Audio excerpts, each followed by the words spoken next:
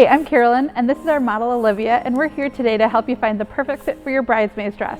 We're going to be measuring your bust, your waist, and your hip to find that perfect dress size for you today. Okay, ready to get started? Here we go. Let's start off with that bust measurement first. It's important to get around the fullest part of the bust measurement. So we are going to first go around the widest part of the back and across the bust area, right across here, so we can get the fullest part of the bust area. Make sure that you're not pulling too tight across the bust line, but make sure there's also not slack as well.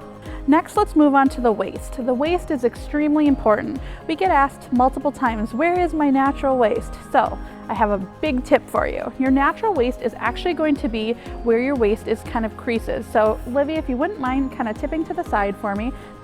Perfect. You can tip kind of a little bit slowly for me.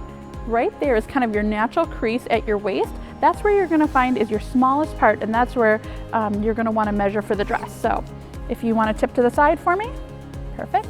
That is where Olivia's smallest part of her waist is. We're gonna come around with the tape measure, and it's gonna come right here, and we're gonna again go at the smallest part of her waist so we can see right where her natural waist is and right where it creases. Moving on to the hip measurement. The hip measurement is probably the question we get actually the most. When do you take the hip measurement? Do I need a hip measurement for my dress style? Well, if you have a flowy dress like Olivia is wearing today, probably don't need the hip measurement as much. If you're going to be wearing a fitted dress style, you absolutely need to consider the hip measurement. So when you're measuring for the hip, there's typically a higher hip measurement and a lower hip measurement.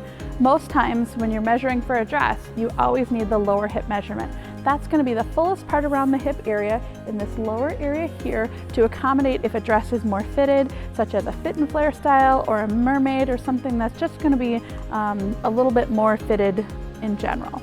So Olivia, let's go do that lower hip measurement so they can see exactly where that lower hip measurement is. You can see it's a little bit lower right around this area here. Again, you're not pulling too tight, but you're not going to be loose as well. So that is going to be where your lower hip measurement is, and again is going to be considered for a more fitted style gown. So there you have it, a bust, waist, and hip measurement to find your perfect dress size.